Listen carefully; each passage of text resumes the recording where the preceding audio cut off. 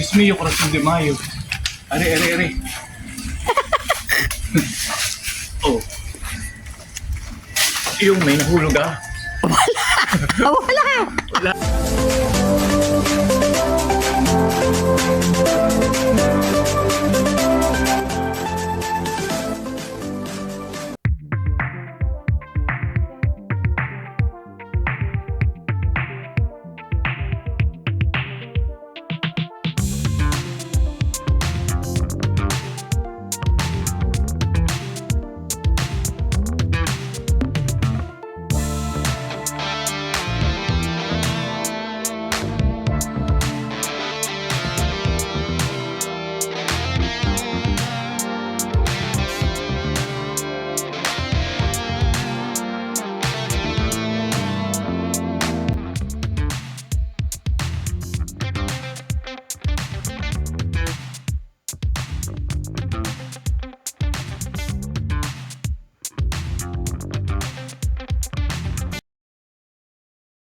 Hello po, magandang buhay po. Dito po ako sa garden. Hindi po ako masyadong nag-ayos ng mga halaman. Walis-walis kasi malinis pa po. Hindi na rin po ako masyadong nagdilig ng halaman kasi basa pa po at umulan po, nag-uulan. Ang akin na naman pong ilang diniligang halaman, yung pong mga halaman po na medyo hindi po naman nauulanan o nakasilong po sa bahay. Yung po ang aking didiligan ng kaunti at sila naman po hindi po hidang masyadong maraming tubig. Mamaya po ay napapasyal po ko dun sa akin pong BFF na si Ma'am Daisy at kami po ay nagbabalak pong manguha po ng rambutan.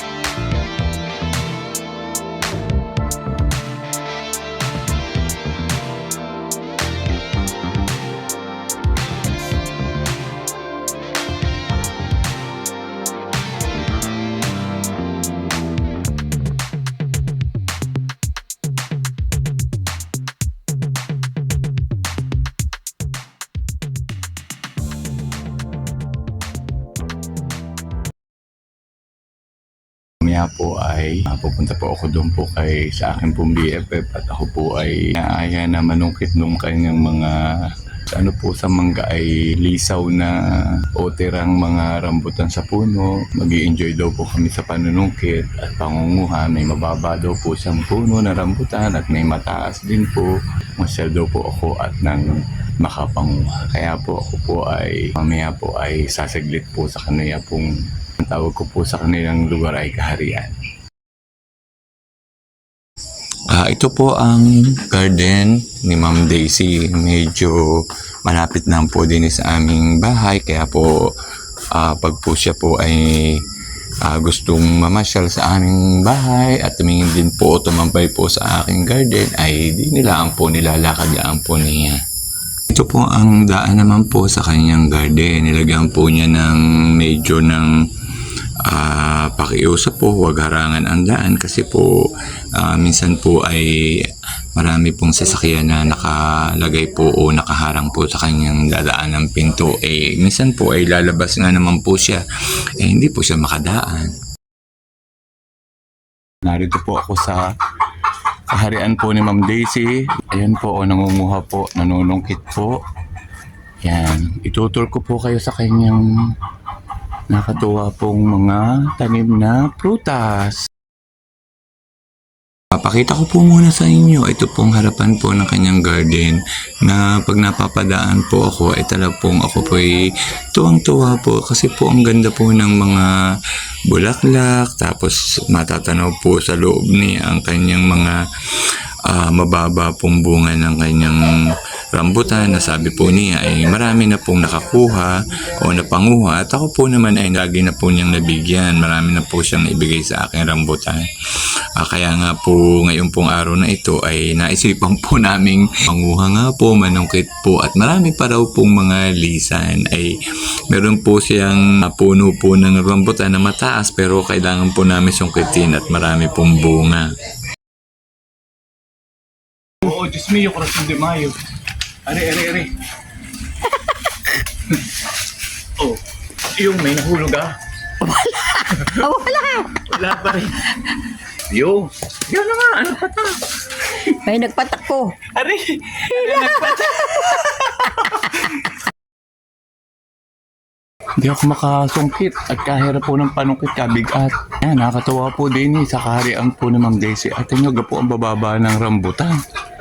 Ako po'y umabot na laang ng rambutan. Isa. Yan po, mamimitas-pipitasin ko na lang. Yan, isa, dalawa. Ito, kakatawang mga. Tatlo. Aba, abot po Ayan pa po, apat. Aba, magaling pa po ang mga akin na laang kunin kaysa susungkitin. 4 na oras na kita ay wala pang nakukuha. Yan, nakakuha ngayon ng aking abot ko na lang. Aabutin ko na lang pala kung may matangkad. Ayun, ang layo. Hindi ko maabot. Ayun, yung isa. Yan, isa. Nakakuha uli. Nakatuwa.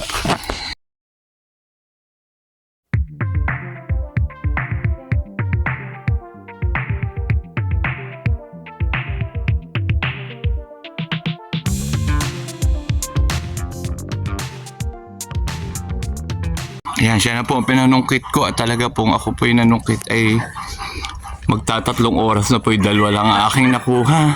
Ay siya po ay medyo marami-rami po. Ayun po, ang taas po kasi.